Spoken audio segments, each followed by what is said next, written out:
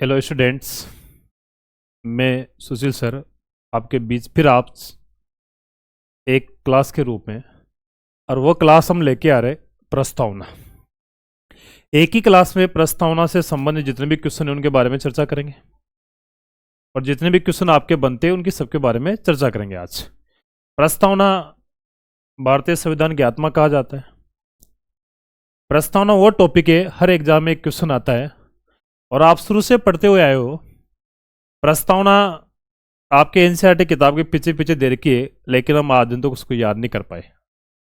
आज एक ही क्लास के माध्यम से हम पूरी प्रस्तावना को पढ़ेंगे और आने वाले एग्जाम में शायद प्रस्तावना संबंधित आपका एक भी क्वेश्चन गलत नहीं होगा। हमारा प्रयास है कि जितना अच्छा होगा आपके लिए प्रस्तावना को लेके आएंगे। प्रस्तावना का आप उद्देश्य का भी बोलते हो, और संविधान की जब शुरू करने से पहले हमें उससे सबसे पहले क्या जानना चाहिए, प्रस्तावना।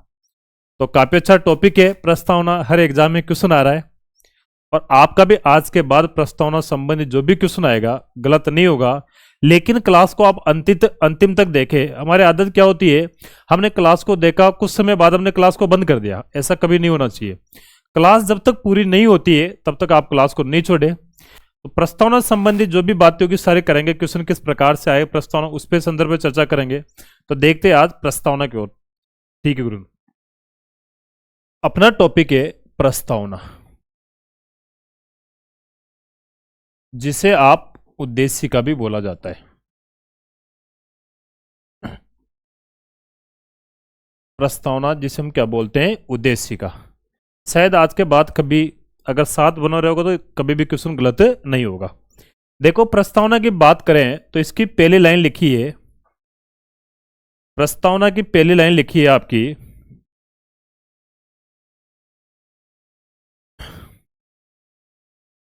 हम भारत के लोग, हम भारत के लोग भारत को। पहली लाइन लिखी है, और पहली लाइन से काफी सारे क्वेश्चन आपके बनते हैं यहां से। और लाइन क्या कह रही है, हम भारत के लोग भारत को। आप सोचोगे मन में सर 4 तो शब्द है पूरे, और 4 क्वेश्चन कैसे बना दिया आप लोगों ने, वो भी देखेंगे हम लोग। देखो पहला क्वेश्चन, हम भारत के लोग, जो शब्द लिया गया है ये लिया गया है आपका अमेरिका से। कहां से लिया गया है गुरुजनों, अमेरिका से। दूसरा शब्द है, भारत शब्द का संविधान में कितनी बार उल्लेख हुआ है, 2 बार उल्लेख हुआ है। प्रस्तावना में कितनी बार उल्लेख हुआ है, 2 बार उल्लेख हुआ है। तीसरा क्वेश्चन है, प्रस्तावना की प्रथम पंक्ति में क्या क्या लिखा है, हम भारत के लोग भारत को लिखा है। तो इस लाइन से काफी बार 3-4 क्वेश्चन बनते हैं। तो याद रखना, हम भारत के लोग भारत को, और एक शब्द और दे रखा है लोग, और एक प्रस्तावना में एक शब्द और मिलेगा आपको, नागरिक। कौन सा मिलेगा, नागरिक। तो 2 शब्द, कभी कभार उसमें एक ऑप्शन में जनता भी आता है। जनता शब्द का प्रस्तावना में कहीं पर भी उल्लेख नहीं है। फिर दूसरी लाइन की बात करें, और दूसरी लाइन क्या है, आने वाले एग्जाम में यहीं से क्वेश्चन बनेगा आपका, एक संपूर्ण प्रभुत्व, एक संपूर्ण प्रभुत्व संपन्न समाजवादी, एक संपूर्ण प्रभुत्व संपन्न समाजवादी, समाजवादी पंथ निरपेक्ष, पंथ निरपेक्ष लोकतंत्र, लोकतंत्र गणराज्य, गणराज्य। आपने देखा यहां पे 5 शब्द आए अपने पास। एक संपूर्ण प्रभुत्व संपन्न, दूसरा आया समाजवादी, तीसरा पंथ निरपेक्ष, चौथा लोकतंत्र, और 5वां गणराज्य। कितने शब्द आए गुरुजनों, 5। पहला शब्द कौन सा है अपना, एक संपूर्ण प्रभुत्व संपन्न, दूसरा कौन सा है, समाजवादी, तीसरा पंथ निरपेक्ष, चौथा लोकतंत्र, 5वां गणराज्य।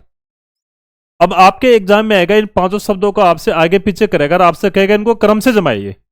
अभी तो आपको लग रहा है कि क्रम से जमा देंगे, लेकिन जब एग्जाम सेंटर के 3 घंटे की बात होती है, उस समय अपना जो डिब्बा होता है ये पूरी तरह से चौक होता है, और महारथी वही है जो 3 घंटे में रण को जीत लेता है।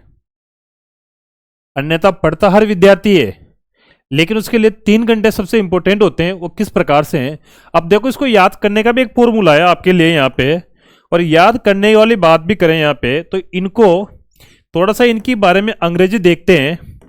और अंग्रेजी क्या है गुरुजनों, यहाँ पे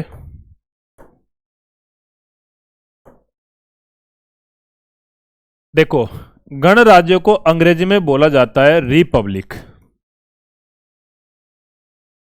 लोकतंत्र को डेमोक्रेसी, पंथ निरपेक्ष को सेकुलर, समाजवादी को सोशलिस्ट, और एक संपूर्ण प्रभुत्व संपन्न को बोला जाता है सोवेरेजन। क्या बोलते हैं गुरुजनों? सोवेरेजन। और अब बात करें सोवेरेजन की, देखो आप लोगों को यहां पर भी एस नजर आ रहा है, यहां पर भी एस नजर आ रहा है, और यहां पर भी एस नजर आ रहा है, और लास्ट में क्या आ रहा है गुरुजनों? D R. हम सिंपल से इसकी एक ट्रिक्स बनाए यहां पे, तो इसकी ट्रिक्स बनेगी आपकी ट्रिपल एस डी आर, और D R triple S D R triple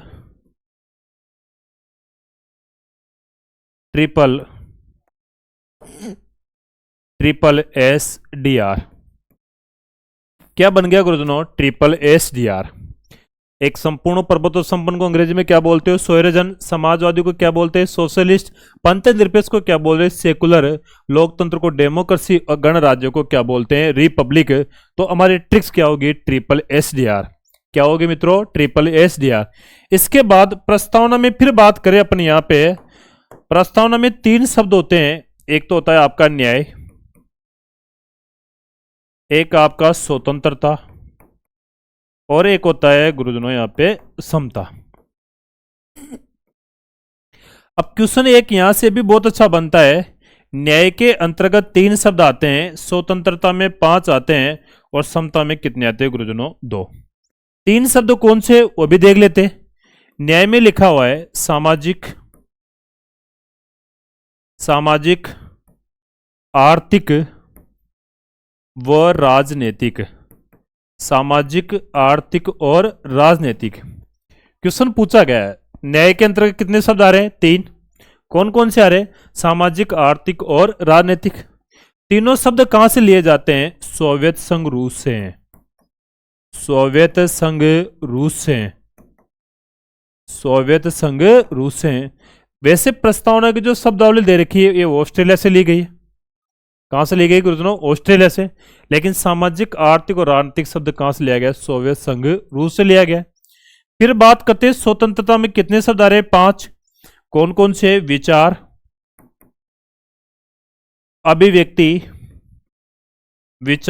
अभिव्यक्ति, विश्वास, धर्म को हम आस्था भी कहते हैं, धर्म और उपासना। और उपासना को क्या कहते हैं? पूजा। ये अभी हाल ही एग्जाम में आया था, वहां पर आपको आस्था धर्म नहीं पूछ के उन्होंने क्या पूछ लिया यहां से? विश्वास, धर्म को कह देते आस्था, और उपासना को क्या कहा गुरुजनों? पूजा। तो स्वतंत्रता के अंतर्गत कुल कितने शब्द आ रहे हैं? 5। कौन कौन से हैं? विचार, अभिव्यक्ति, विश्वास, धर्म और उपासना। और समता में भी 2 शब्द आते हैं, प्रतिष्ठा व अवसर की समानता। प्रतिष्ठा व अवसर की समता जिसे हम कहते हैं। और नीचे 3 शब्द लिखे मिलते हैं आपको, एकता, अखंडता व बंधुता। एकता, अखंडता और बंधुता। कभी कभार क्वेश्चन आता है न्याय, स्वतंत्रता और समता को भी क्रम से जमाइए, तो आदमी को सबसे पहले क्या चाहिए गुरुजनों? न्याय। फिर क्या चाहिए? उसकी स्वतंत्रता। और आदमी को क्या चाहिए? समता। एक बार फिर चर्चा कर रहा हूं मैं यहाँ पे, इसमें आपसे संबंधित बात कर रहा हूं यहाँ पे लास्ट में एक बार और। देखो प्रस्तावना की पहली लाइन क्या लिख रही है? हम भारत के लोग। क्या लिखा हुआ है मित्रों यहाँ पे? हम भारत के लोग। भारत शब्द का कितनी बार उल्लेख हो रहा है? 2 बार। दूसरी लाइन सबसे इंपॉर्टेंट है और आने वाले एग्जाम में पूछी जाएगी आपसे, मैं फिर कह रहा हूं इस बात के लिए। क्या है पहला शब्द? एक संपूर्ण प्रभुत्व संपन्न समाजवादी पंथ निरपेक्ष लोकतंत्र गणराज्य। गणराज्य को अंग्रेजी में क्या बोल रहे हो? रिपब्लिक। लोकतंत्र को डेमोक्रेसी या डेमोक्रेटिक बोलते हैं। पंथ निरपेक्ष को सेकुलर, समाजवाद को सोशलिस्ट, और एक संपूर्ण प्रभुत्व संपन्न को क्या बोलते हैं? सोवेरेजन। तो हमने इसका देखा तो ट्रिक्स क्या हो गए? Triple S D R. फिर बात करें, 3 शब्द सबसे इंपॉर्टेंट होते हैं। हर आदमी को सबसे पहले क्या चाहिए? न्याय। फिर उसको बाद क्या चाहिए? उसको स्वतंत्रता, और फिर कहीं का अधिकार, समता। न्याय के अंतर्गत कुल कितने शब्द आए? 3। स्वतंत्रता में कितने आए? 5। और समता में कितने आए? 2। न्याय में 3 शब्दों में कौन कौन से? सामाजिक, आर्थिक और राजनीतिक। कौन कौन सा गुरुजनों? सामाजिक, आर्थिक और राजनीतिक। तीनों शब्द कहां से लिए गए? सोवियत संघ रूस से। स्वतंत्रता में कितने आए? 5। विचार, अभिव्यक्ति, विश्वास, धर्म और उपासना। और समता में प्रतिष्ठा, अवसर की समता, एकता, अखंडता और बंधुता। इतनी सी प्रस्तावना में हर बार क्रम से जमाने की बात होती है, तो ये आपके क्रम से जमी है। इससे आगे और प्रस्तावना के संदर्भ में चर्चा करें हम यहाँ पे, और चर्चा करें, एक लाइन लिखी हुई नीचे नीचे आप लोगों ने आपने देखा होगा, और लाइन क्या है देखो, दृढ़ संकल्प होकर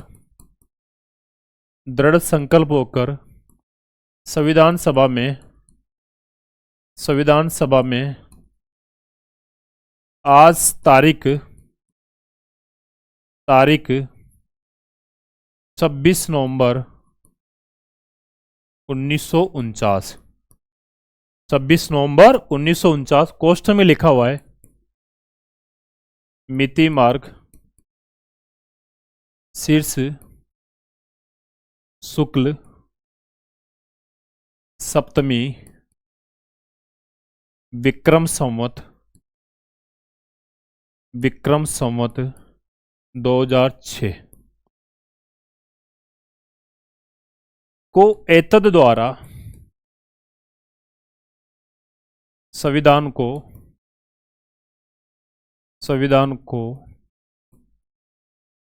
अंगीकृत, अधिनियमित व आत्माप्रीत किया। अंगीकृत, अधिनियमित और आत्माप्रीत किया। इस लाइन में भी काफी बार क्वेश्चन आता है, तीनों शब्दों को क्रम से जमाइए। सबसे पहले क्या आएगा? अंगीकृत, फिर अधिनियमित और फिर आत्माप्रीत। दृढ़ संकल्प होकर संविधान सभा में तारीख 26 नवंबर 1949। तिथि भी क्रम से पूछी गई है, तिथि भी चारों ऑप्शन में आगे पीछे होता है। तो मिति मार्ग शीर्ष शुक्ल सप्तमी विक्रम संवत 2006 को एतद द्वारा संविधान को अंगीकृत, अधिनियमित और आत्माप्रीत किया गया। फिर यहाँ पे चर्चा करते हैं, अंगीकृत, अधिनियमित और आत्माप्रीत शब्द कहां से लिया गया गुरुजनों? आयरलैंड से। कहां से लिया गया? ये आयरलैंड से लिया गया। वैसे प्रस्तावना की शब्दावली कहां से ली गई? ऑस्ट्रेलिया से। हम भारत के लोक शब्द कहां से लिया गया था? अमेरिका से। सामाजिक, आर्थिक, राजनीतिक सोवियत संघ रूस से। और एक शब्द और, स्वतंत्रता, समता और बंधुता, ये फ्रांस से लिए गए। प्रस्तावना के संदर्भ में हम और भी चर्चाएं करें। देखो, प्रस्तावना में बात करें गुरुजनों यहाँ पे, तो प्रस्तावना में एक बार संशोधन हुआ है, 42वां संविधान संशोधन अधिनियम 1976। प्रस्तावना में कितनी बार संशोधन हुआ है? एक बार। कौन सा संविधान संशोधन? 42वां संविधान संशोधन अधिनियम 1976। एक समिति थी जिस समय सरदार स्वर्ण सिंह समिति, ये सरदार स्वर्ण सिंह समिति उस समय इंदिरा गांधी की सरकार थी, और इंदिरा गांधी में क्या थे? रक्षा मंत्री थे। ये समिति का जो, इससे क्या बोलते हैं, गठन की बात करें, आया फरवरी 1976 में, और इसकी स्थापना की गई मई में, जिसके बारे में मैं आपको जो मूल करते वाला टॉपिक पढ़ाऊंगा, जिसके बारे में इसके सदस्य संबंधित सारी बात करेंगे।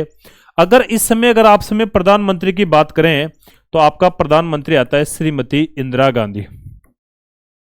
क्या आता है गुरुजनों? श्रीमती इंदिरा गांधी। और आपका उस समय का राष्ट्रपति की बात करें, तो राष्ट्रपति भी आपका साथ में चर्चा कर लेते हैं, फखरुद्दीन अली अहमद। कौन है गुरुजनों? फखरुद्दीन अली अहमद। तो प्रस्तावना में कितनी बार संशोधन हुआ है? एक बार। कौन से संविधान संशोधन के द्वारा? 42वें।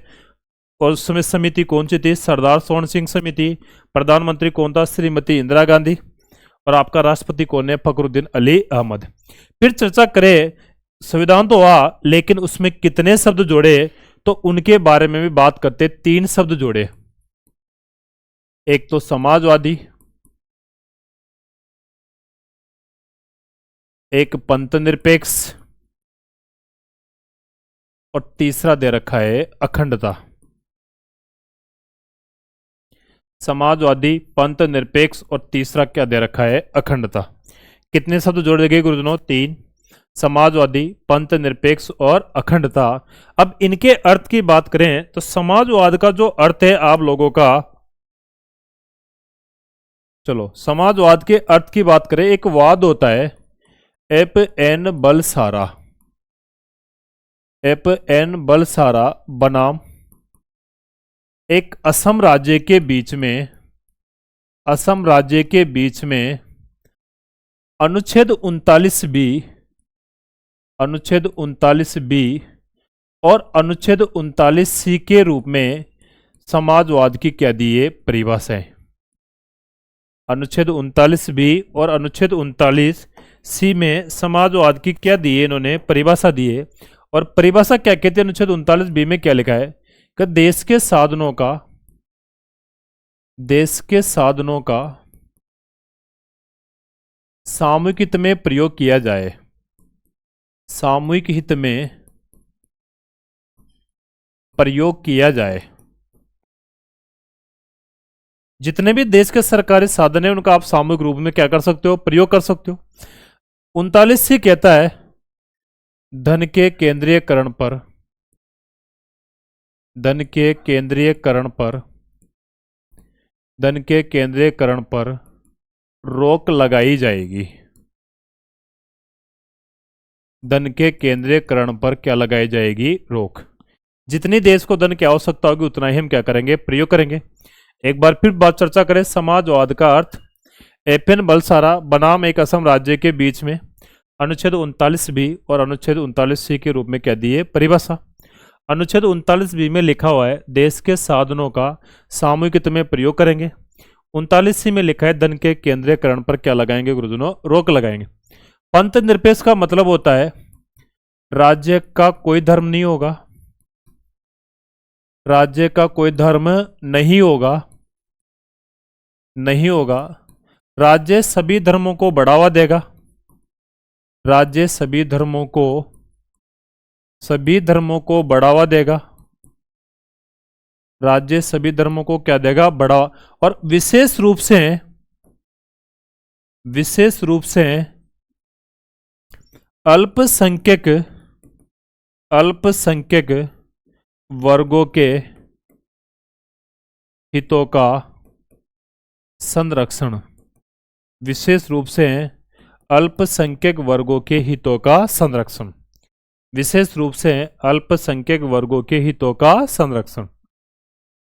अखंडता का मतलब होता है भारत के किसी भी भाग को, भारत के किसी भी भाग को अलग नहीं किया जा सकता, भारत के किसी भी भाग को अलग नहीं किया जा सकता, भारत के किसी भी भाग को अलग नहीं किया जा सकता। देखो कितने शब्द जुड़े अपने प्रस्तावना में, संशोधन हुआ था 42वां संविधान संशोधन अधिनियम 1976, और कितने शब्द जोड़े गए, 3 शब्द जोड़े गए थे, समाजवादी, पंथ निरपेक्ष और अखंडता। समाजवाद की परिभाषा एपन बलसारा बनाम एक असम राज्य, उसके बीच में अनुच्छेद 39 बी और अनुच्छेद 39 सी। बी में लिखा है देश के साधनों का सामूहिक हित में प्रयोग करेंगे, और सी में लिखा है धन के केंद्रीयकरण पर रोक लगाई जाएगी। पंथ निरपेक्ष, राज्य का कोई धर्म नहीं होगा, राज्य सभी धर्मों को बढ़ावा देगा, और विशेष रूप से किसे देगा, अल्पसंख्यक वर्गों। अखंडता का मतलब भारत के किसी भाग को अलग नहीं किया जा सकता। इसके बाद फिर 3 शब्दों में चर्चा करूं मैं लास्ट में आपसे। देखो एक तो लिखा हुआ है अंगीकृत, एक लिखा हुआ है अधिनियमित, और एक लिखा हुआ है आत्माप्रीत। अंगीकृत, अधिनियमित और क्या लिखा हुआ है, आत्माप्रीत। इसका मतलब होता है अंगीकृत का मतलब भारतीय संविधान प्रस्तावना को संविधान का अंग बनाओ, अधिनियमित का मतलब उससे पारित करो, और आत्माप्रीत का मतलब आप उसे अपने हृदय में सजो। अंगीकृत का मतलब प्रस्तावना को संविधान का अंग बनाओ, अधिनियमित का मतलब उसे पारित करो, और आत्माप्रीत का मतलब उसे अपने हृदय में सजो। ये 3 शब्द आपके लिए ये लेके आते हैं। फिर आगे कुछ शब्दों पर और चर्चा कर लेते हैं हम यहाँ पे। जैसे एक और शब्द दे रखा है आपका, एक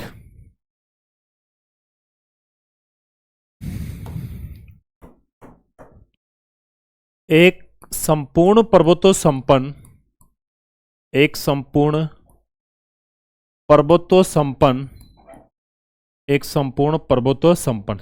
इसका अर्थ होता है भारत की जो अंतिम शक्ति, भारत की जो अंतिम शक्ति जनता में नीत होती है, भारत की अंतिम शक्ति जनता में नीत होती है, जिन्हें हम क्या कह देते हैं, नागरिक। भारत की अंतिम शक्ति किसमें नीत होती है, जनता में, जिन्हें हम क्या कहते हैं, नागरिक। क्योंकि भारत किसी भी महाशक्ति के अधीन नहीं है, क्योंकि भारत किसी भी महाशक्ति के अधीन नहीं है। अगर आपके विकल्प में, अगर आपके विकल्प में जनता ऑप्शन नहीं है तो फिर आप संविधान को सबसे सर्वोच्च मानोगे। संविधान को क्या मानोगे गुरुजनों, यहाँ पे सबसे सर्वोच्च मानोगे। अगर विकल्प में जनता या नागरिक नहीं है तो सबसे सर्वोच्च किसे मानेंगे, हम संविधान को मानेंगे। तो एक संपूर्ण प्रभुत्व संपन्न भारत की अंतिम शक्ति जनता में नीत होती है, जिन्हें हम क्या कहते हैं, नागरिक। क्योंकि भारत किसी महाशक्ति के अधीन नहीं है। अगर विकल्प में जनता नहीं है तो किसे सर्वोच्च मानोगे, संविधान को सर्वोच्च मानोगे। किसे मानोगे गुरुजनों, संविधान को सर्वोच्च मानेंगे। फिर एक और शब्द बात करें यहाँ पे, पंथ निरपेक्ष, सॉरी पंथ निरपेक्ष आ गया, लोकतंत्र। लोकतंत्र का अर्थ होता है जनता का शासन। लोकतंत्र का अर्थ क्या होता है, जनता का शासन। और एक विद्वान थे, उन्होंने लोकतंत्र के बारे में कहा था, और उस विद्वान का नाम है अब्राहम लिंकन। क्या नाम है गुरुजनों, अब्राहम लिंकन। अब्राहम लिंकन एक गेटिसबर्ग एक सम्मेलन हुआ था, जिसमें कहा था, क्या कहा था देखो, जनता का, जनता के द्वारा, जनता के द्वारा, जनता के लिए, जनता के लिए चुना गया शासन ही, चुना गया शासन ही क्या कहलाएगा, लोकतंत्र कहलाएगा। चुना गया शासन ही क्या कहलाएगा, लोकतंत्र। शायद 9th या 10th क्लास की किताब में परिभाषा दे रखी है। अब्राहम लिंकन एक विद्वान थे, उन्होंने गेटिसबर्ग एक सम्मेलन हुआ था, उसमें एक लाइन की है, जनता का, जनता के द्वारा, जनता के लिए चुना गया शासन ही क्या कहलाएगा, आपका लोकतंत्र कहलाएगा। फिर एक और बात करें यहाँ पे, आपका एक शब्द और आता है दूसरी लाइन में, गणराज्य।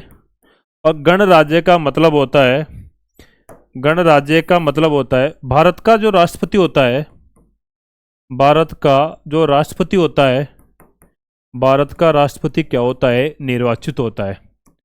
भारत का राष्ट्रपति क्या होता है गुरुजनों, निर्वाचित होता है। गणराज्य का मतलब होता है भारत का राष्ट्रपति निर्वाचित होता है। फिर यहाँ पे बात करें, एक थोड़ी सी और चर्चाएं मैं यहाँ पे कर लूं, प्रस्तावना का जो, प्रस्तावना का जो संस्कृत में जो अनुवाद किया था, प्रस्तावना का संस्कृत में जो अनुवाद किया था, प्रस्तावना का जो संस्कृत में जो अनुवाद किया था यहाँ पे दोस्तों, तो उसके बारे में थोड़ी सी चर्चा कर ले। यहाँ पे जो अनुवाद किया वो किया मोहनलाल सक्सेना के द्वारा, मोहनलाल सक्सेना के द्वारा। प्रस्तावना का उर्दू में जो अनुवाद, सॉरी उर्दू है, सॉरी माफी चाहता हूं मैं आपसे,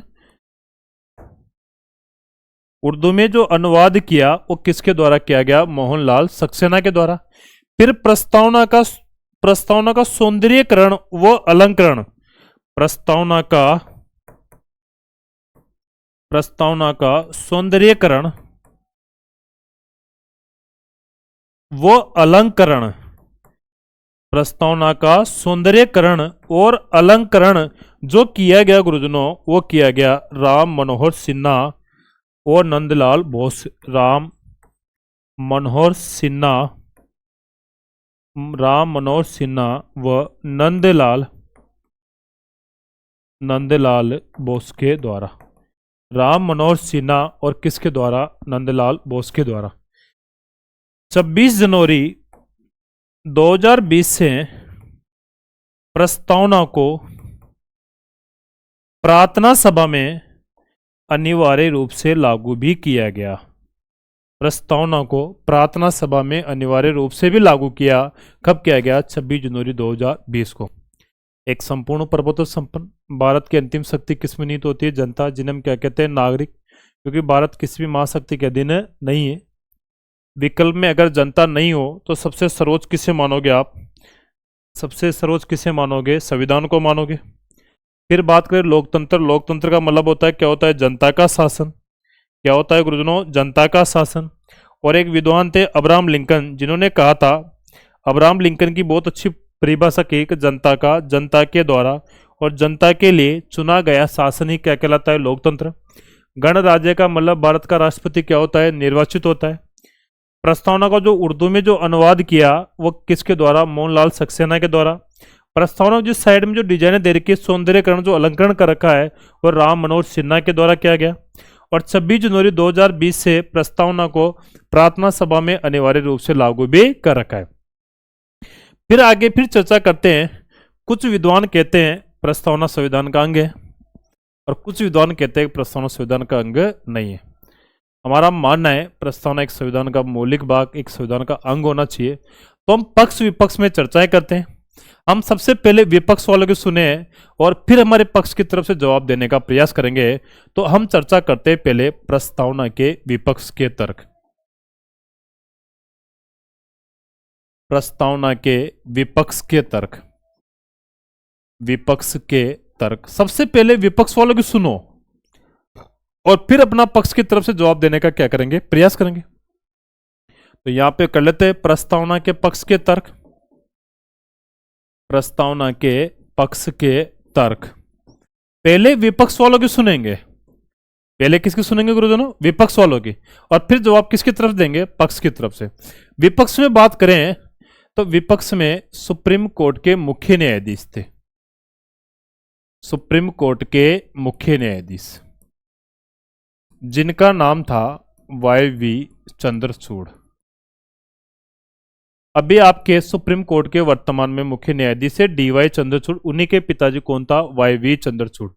और सुप्रीम कोर्ट में मुख्य न्यायाधीश के रूप में, मुख्य न्यायाधीश के रूप में, मुख्य न्यायाधीश के रूप में सबसे लंबा कार्यकाल, सबसे लंबा कार्यकाल, मुख्य न्यायाधीश के रूप में सबसे लंबा कार्यकाल।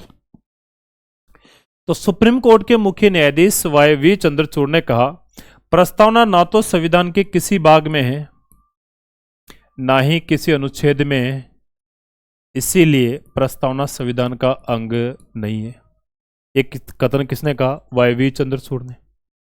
ना तो संविधान के किसी भाग में और ना ही किसी अनुच्छेद में, इसीलिए प्रस्तावना संविधान का अंग नहीं है, इसीलिए प्रस्तावना संविधान का अंग नहीं है। फिर एक वाद हुआ सन 1960 में, बेरुवाड़ी वाद हुआ, और जिसमें कहा गया कि प्रस्तावना ना तो संविधान के किसी भाग में है और ना ही किसी अनुच्छेद में है, इसीलिए प्रस्तावना संविधान का अंग नहीं है। और एक क्वेश्चन तो पूछा भी गया था, एक महिला सुपरवाइजर का पेपर हुआ था, उसमें पूछा था कि कौन से वाद में कहा गया कि प्रस्तावना संविधान का अंग नहीं है। तो कौन सा वाद था वो, बेरुवाड़ी वाद। हमने ये तर्क कौन से करे गुरुजनों, विपक्ष के। अब तर्क किसके करते हैं हम यहाँ पे, पक्ष के। सबसे पहले विपक्ष वाला अगर बोल रहा है तो उसकी सुनो और फिर अपनी तरफ से, पक्ष की तरफ से जवाब देने का क्या करेंगे, हम प्रयास करेंगे। अब पक्ष में तो आपको पता है कि पंडित जवाहरलाल नेहरू जी ने तो, पंडित जवाहरलाल नेहरू जी ने तो उद्देश्य प्रस्ताव में रखते हुए कहा था, उद्देश्य प्रस्ताव रखा था गुरुजनों यहाँ पे। अगर आपको आज भी याद आ रहा, मैंने पढ़ाया था आप लोगों को, जब आपका संविधान निर्माण प्रक्रिया टॉपिक चल रहा था 13 दिसंबर 1946 को, और इसे सर्वसम्मति से या रजामंदी के आधार पर 22 जनवरी 1947 को क्या कर दिया था, पारित। मैंने एक नोट भी दिलाया था कि उद्देश्य प्रस्ताव से आपकी प्रस्तावना ली गई है, इसीलिए प्रस्तावना का जो अप्रत्यक्ष रूप से लेखक होगा वो कौन होगा, पंडित जवाहरलाल नेहरू। तो नेहरू जी ने उद्देश्य प्रस्ताव में रखते कहा है कि प्रस्तावना भारतीय संविधान का एक महत्वपूर्ण अंग है। इसके बाद डॉक्टर भीमराव अंबेडकर ने भी कहा है, डॉक्टर भीमराव अंबेडकर ने भी कहा है कि प्रस्तावना भारतीय संविधान का एक महत्वपूर्ण अंग है।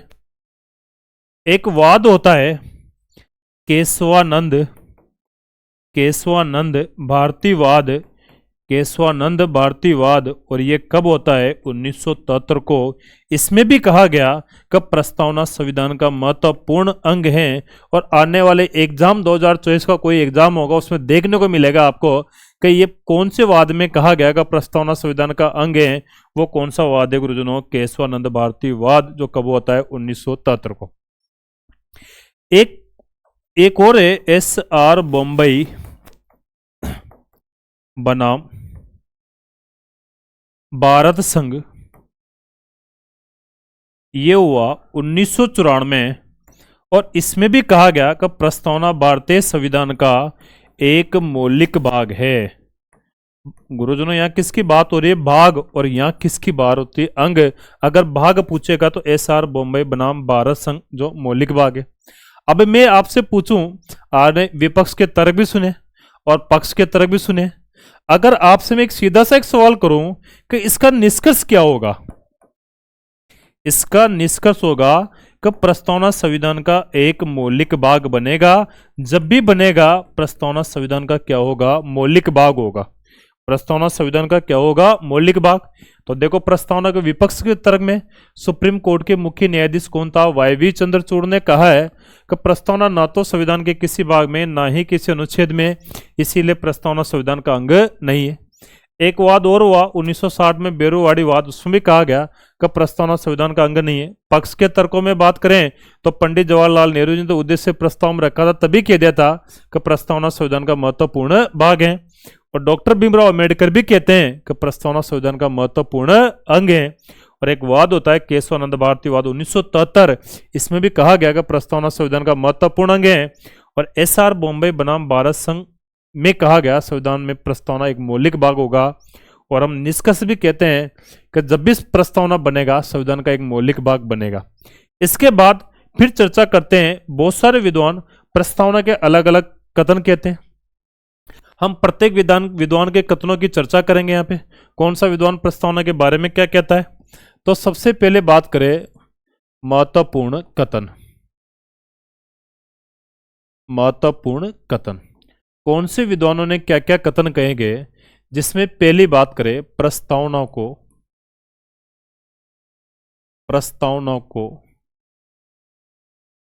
संविधान की आत्मा, संविधान की आत्मा, प्रस्तावना को संविधान की आत्मा। और ये कहा गया प्रस्तावना को संविधान की आत्मा, और ये कहा गया गुरुजनों पंडित जवाहरलाल नेहरू, सुभाष कश्यप और एक और विद्वान थे ठाकुरदास भार्गव। तीनों के द्वारा कहा गया। और तीनों में सबसे पहले जवाहरलाल नेहरू कहता है, कुछ किताबों में दोनों को आगे पीछे कर रखा है, बाकी कोई विशेष नहीं है। तो पहला जवाहरलाल नेहरू, सुभाष कश्यप और ठाकुरदास भार्गव। फिर बात करें यहाँ पे, दूसरी बात करें प्रस्तावना को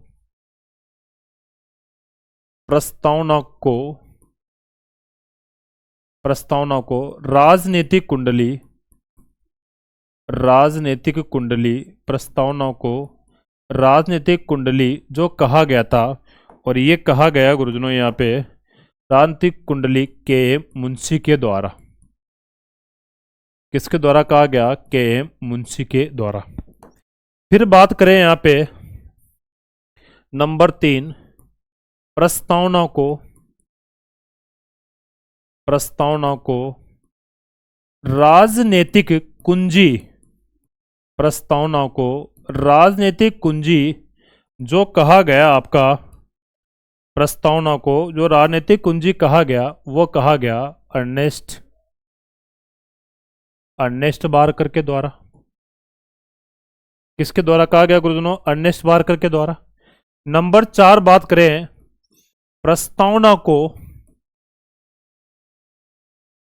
प्रस्तावना को संविधान की आंख,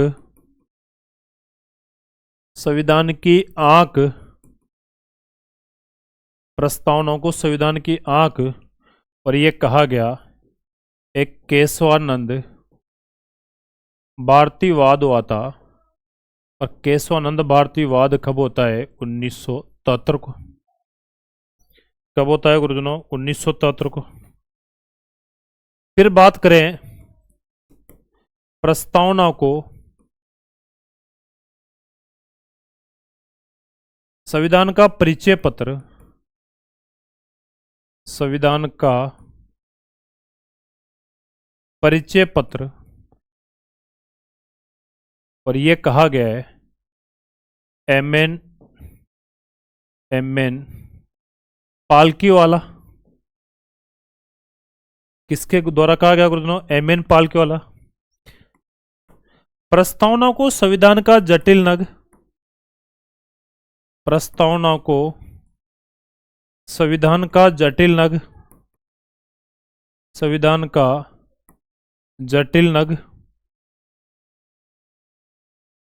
और ये भी कहा गया ठाकुरदास भार्गव के द्वारा, ठाकुरदास भार्गव के द्वारा। किसके द्वारा? ठाकुरदास भार्गव के द्वारा। प्रस्तावना का आदि वाक्य और संविधान की आधारशिला, प्रस्तावना को संविधान का आदि वाक्य वो आधारशिला, और ये कहा गया गोविंद दास के द्वारा। किसके द्वारा? गोविंद दास के द्वारा। उद्देश्य का उत्कृष्ट गद गावे है नहीं है, यह परिपूर्णता की तस्वीर है, और ये कथन भी कहा था ठाकुरदास भार्गव। एक दो कथन और है, उसके बाद हम रिवाइज करते हैं फिर यहाँ पे। और दूसरा एक कथन और है आपका, उद्देश्य का हमारे सपनों व विचारों का प्रतिनिधित्व करती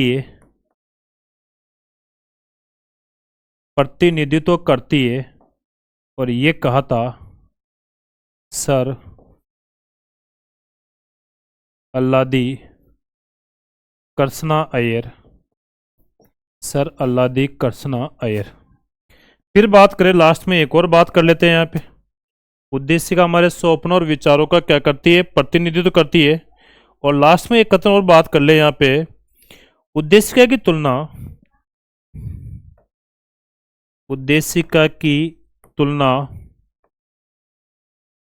प्राचीन नाटकों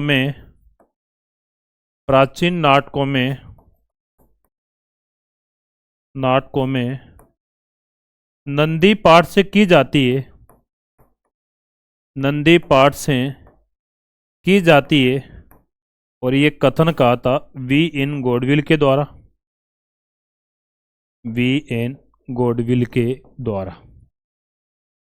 देखो दोस्तों, काफी कुछ कथन कहे गए जिनके बारे में चर्चा करते हैं, और हमने एक ही क्लास में सारी प्रस्तावनाओं को पढ़ लिया। शायद इससे बार प्रस्तावना का कोई भी क्वेश्चन जाने की आपकी संभावना नहीं रही। गलत तो होगा ही नहीं। अगर आपने क्लास को अंतिम तक देखा है तो कभी गलत नहीं होगा। आपसे मेरी विनती रहती है, क्लास को आप अधिक से अधिक शेयर करें, लाइक करें और कमेंट करें। जब हम आपके लिए इतनी मेहनत करते हैं तो आपसे एक छोटी सी उम्मीद भी तो हम बनाते हैं, लाइक और कमेंट ही तो करना है। अच्छा लगे तब भी कर दो, अगर गलत लग रहा हो तब भी करो आप।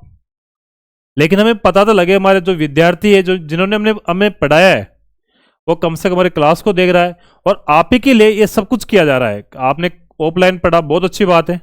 हम चाह रहे आप ऑनलाइन भी कम से कम आप देखें क्लास को, दोबारा रिवाइज होता रहे, कभी ऐसा नहीं लगेगा सर ने दोबारा रिवाइज नहीं कराया है। तो देखो एक बार हम बात करें यहाँ पे, प्रस्तावनाओं को संविधान की आत्मा, किसके द्वारा? जवाहरलाल नेहरू, सुभाष कश्यप और ठाकुरदास भार्गव। प्रस्तावना को राजनीतिक कुंडली, के.एम. मुंशी, राजनीतिक कुंडली किसके द्वारा? के.एम. मुंशी। फिर प्रस्तावना को राजनीतिक कुंजी अर्नेस्ट बारकर। प्रस्तावना को संविधान क्या केशवानंद भारतीयवाद, जो कब हुआ 1973। प्रस्तावना को संविधान का परिचय पत्र एम.एन. पालकी वाला। प्रस्तावना को संविधान का जटिल नग ठाकुरदास भार्गव। प्रस्तावना को संविधान का आदि वाक्य आधारशिला गोविंद दास। उद्देश्य का उत्कृष्ट गद्य काव्य है या नहीं है, परिपूर्णता की तस्वीर है, ठाकुरदास भार्गव।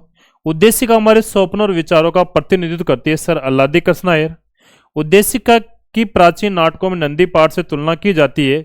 उद्देश्य की तुलना प्राचीन नाटकों में, यहाँ पे तुलना शब्द भी है, तुलना प्राचीन नाटकों में नंदी पाठ से की जाती है V.N. गॉडविल के द्वारा। तो हमने प्रस्तावना के संदर्भ में बहुत सारी चर्चा कर ली है। एक बार मैं वापस प्रस्तावना को शुरू से रिवाइज कर रहा हूं, आप भी मेरे साथ रिवाइज करें। हम चाहते हैं कि प्रस्तावना का क्वेश्चन आपका एक भी गलत नहीं हो। अगर आप मेरे साथ मेहनत करोगे तो मैं आपसे कह रहा हूं, अभी तो आपके लिए क्लास से कुछ समय बाद डेली 15-20 क्वेश्चन के माध्यम से हम लाइव चर्चा कर देंगे और हर टॉपिक के ऊपर करेंगे। इसकी भी हम शुरुआत कर रहे हैं, तो एक बार फिर देखें यहां पे आप लोग।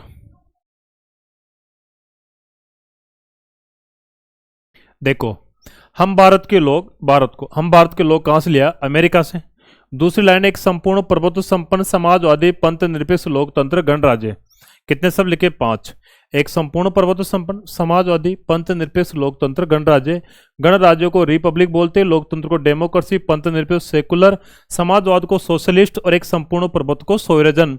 और SSDR हमारी इसकी क्या बनती है, ट्रिक्स बनती है। इनमें भी 2 शब्द ऐसे हैं, समाजवादी पंथ निरपेक्ष, जिसे 42वां संविधान संशोधन हुआ था अधिनियम 1976, जिसके द्वारा जोड़ा गया था। तो यहां से भी क्वेश्चन बनता है, इनमें से कौन सा शब्द मूल संविधान में नहीं था, तो ये 2 शब्द कब जोड़े गए, 76 को। फिर प्रस्तावना में 3 शब्दों को विशेष तौर पर क्रम से जमाने की बात होती है, न्याय, स्वतंत्रता और समता। हर व्यक्ति को सबसे पहले न्याय चाहिए, न्याय मिलेगी तो क्या मिलेगी, स्वतंत्रता, और फिर किसका अधिकार, समता का। न्याय में कितने शब्द है, 3, सामाजिक, आर्थिक, राजनीतिक। तीनों शब्द कहां से लिए गए, सोवियत संघ रूस से। स्वतंत्रता में कितने, 5, विचार, अव्यक्ति, विश्वास, धर्म और उपासना। और समता में कितने शब्द, 2, प्रतिष्ठा और अवसर की समता, एकता, अखंडता और बंधुता। ये इतने से शब्द हैं। और हमारा स्वतंत्रता, समता, एक शब्द और आता है यहाँ, बंधुता। ये तीनों शब्दों की भी अगर मैं बात करूं तो ये तीनों शब्द भी कहां से लिए गए, आपके प्रांत से। कहां से लिए गए दोस्तों, प्रांत से लिए गए। वैसे प्रस्तावना की शब्दावली कहां से ले रखी है, ऑस्ट्रेलिया से।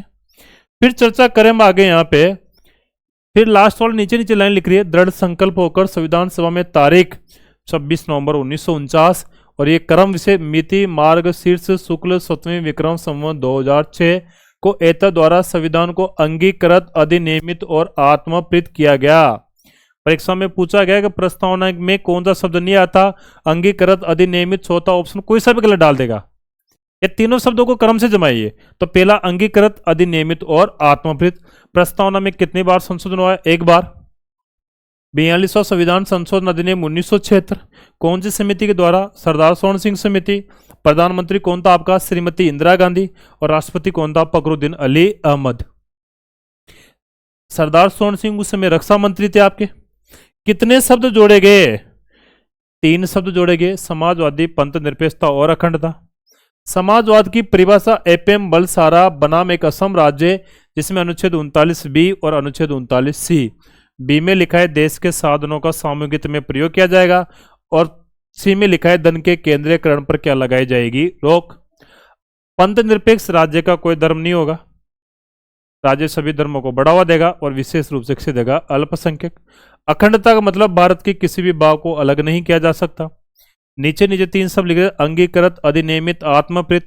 अंगीकृत का मतलब प्रस्तावना को संविधान का अंग बनाओ, अधिनियमित का मतलब पारित करो, आत्मप्रीत का मतलब उसे अपने हृदय में सजो। फिर बात करें यहाँ पे कुछ शब्दों के अर्थ और जाने हमने। एक संपूर्ण प्रबोधन संपन्न, भारत की अंतिम शक्ति किसमें निहित होती है, जनता, जिन्हें हम क्या बोल देते हैं, नागरिक, क्योंकि भारत किसी भी महाशक्ति के अधीन नहीं है। अगर विकल्प में जनता नहीं हो तो सर्वोच्च किसे मानोगे, संविधान को। लोकतंत्र, जनता का शासन। अब्राहम लिंकन एक विद्वान था, उसमें गेटिसबर्ग एक सम्मेलन हुआ था जिसमें कहा था जनता का जनता के द्वारा जनता के लिए चुना गया है शासन ही क्या कहलाता है, लोकतंत्र। गणराज्य का मतलब भारत का राष्ट्रपति निर्वाचित होता है। प्रस्तावना का उर्दू में जो अनुवाद करने वाला विद्वान था मोहनलाल सक्सेना। प्रस्तावना का सौंदर्यकरण जो साइड में लिखा हुआ है वो उसको अलंकरण राम मनोहर सिन्हा और नंदलाल बोस 26 जनवरी 2020 से प्रस्तावना को प्रार्थना सभा में अनिवार्य रूप से लागू कर रखा है। कुछ विद्वान प्रस्तावना के पक्ष में तर्क करते हैं, कुछ विपक्ष में करते हैं। कोई तो कहता है कि प्रस्तावना संविधान का अंग नहीं है, कोई कह रहा है साहब। तो हमने सबसे पहले किसकी सुनी? विपक्ष वाले की। सुप्रीम कोर्ट के मुख्य न्यायाधीश थे वाई.वी. चंद्रचूड़।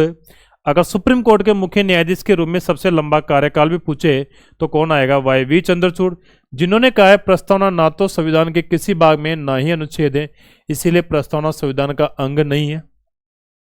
एक वाद है बेरुवाड़ीवाद, इसमें भी कहा गया प्रस्तावना संविधान का अंग नहीं है। और पक्ष में तर्क करें तो पंडित जवाहरलाल नेहरू कहते हैं जब उद्देश्य प्रस्ताव रखा था 13 दिसंबर को कि प्रस्तावना संविधान का महत्वपूर्ण अंग है। डॉक्टर भीमराव अम्बेडकर भी कहते हैं अंग है। केशवानंद भारती वाद होता है 1973, ये भी कहता है प्रस्तावना संविधान का अंग है। और एस.आर. बॉम्बे जो वाराणसी बना के एक वाद हुआ था, इसमें कहा गया कि प्रस्तावना संविधान का एक मौलिक भाग है। और निष्कर्ष भी कहा तो प्रस्तावना संविधान का क्या है? एक मौलिक भाग। फिर बात करें कुछ विद्वानों के द्वारा प्रस्तावना के संदर्भ में अलग अलग कथन कहे गए। प्रस्तावना को संविधान का आत्मा किसने? पंडित जवाहरलाल नेहरू, सुभाष कश्यप, ठाकुरदास भार्गव।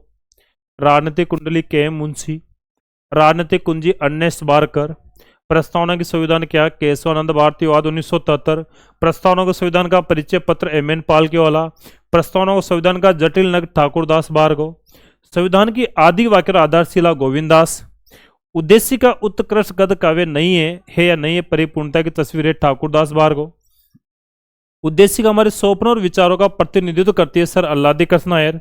उद्देशिका की तुलना प्राचीन नाटकों में नंदी पाठ से की जाती है, किसके द्वारा? वी.एन. गॉडविल के द्वारा। एक ही क्लास में हमने सारे प्रस्तावनाओं को पढ़ लिया है और एक भी ऐसा एग्जाम नहीं जिसमें प्रस्तावना क्वेश्चन नहीं आ रहा हो। आएगा, बहुत अच्छा आएगा, गलत भी नहीं होगा। ये जो मैंने पढ़ाई इसकी भी आपको पीडीएफ मिल जाएगी। एक टेलीग्राम चैनल है, इस नाम से बना है पॉलिटी विद सुशील सर। तो आप सभी का बहुत बहुत धन्यवाद। काफ़ी अच्छा हो, इसने प्यार आपको मिला हुआ है आप लोगों से। हम चाहते हैं इसी प्रकार से आप जुड़े रहे और नई नई क्लास की संविधान के माध्यम से नए नए जो टॉपिक है उनके बारे में चर्चा करते रहे। तो आज की क्लास के लिए इतना ही। धन्यवाद आप सभी का।